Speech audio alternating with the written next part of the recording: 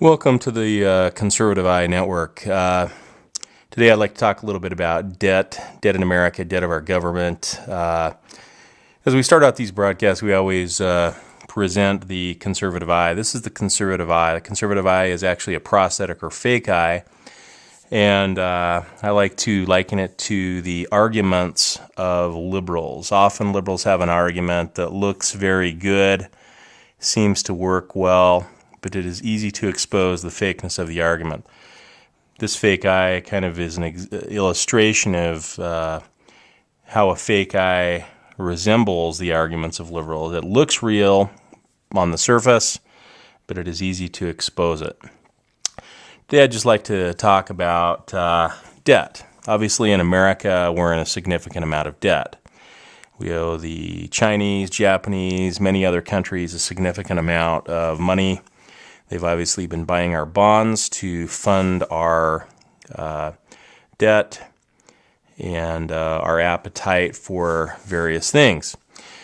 It's been said in more recent times that each American owes roughly about $380,000 per person.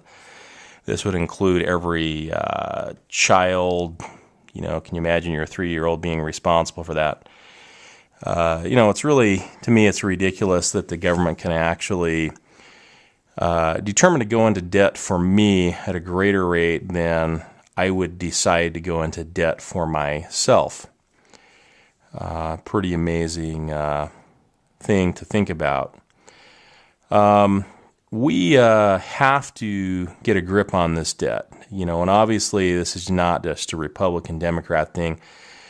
Bush, Carter, many presidents have had just as much problem with debt as Obama is having. However, Obama has really accelerated our spending, and it seems like there's not going to be any down. It doesn't look like we're going down anytime in the near future. So, bottom line, you need to get ready, folks. This is not going to be something that it's easily going to be, overcome with simply having a meeting with top advisors and having a panel like Obama's, planning on doing. So here's the deal. We've all seen what's taken place in many countries, Zimbabwe, Germany during the war. Money was worth nothing. You've seen the Zimbabwe $1 million bills, $1 trillion bills that weren't worth anything, bottom line. They are just zero. So, gold is going to go up. It's just going to go through the roof. We're going to see that continue to go up. Your dollar is going to be worth less. Someday you're going to go to the grocery store. Your loaf of bread is going to be $20 a loaf, $30 a loaf, $40 a loaf. So some of the key things you need to be doing right now is you need to be getting ready. One of those big things is I would have at least a year's supply of potential food storage that you can get at. Gallon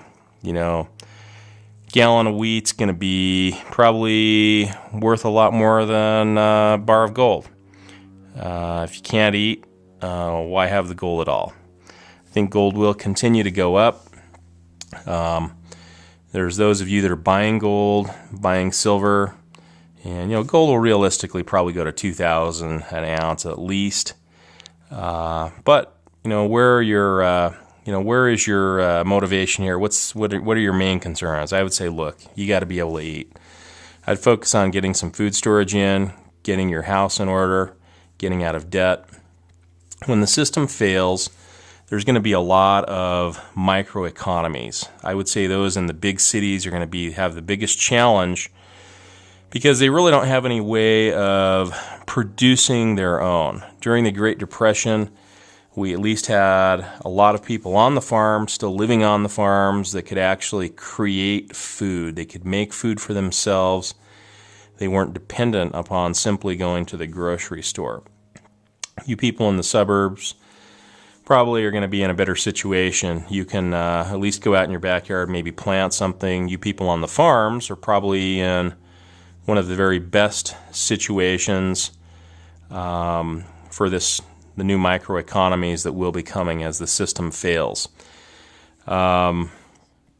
we have a lot of opportunity to really get back to the basics, really learning what some of our parents, grandparents, did when they went through the Great Depression. But folks, it's coming. It may not be overnight. It's probably going to develop over days.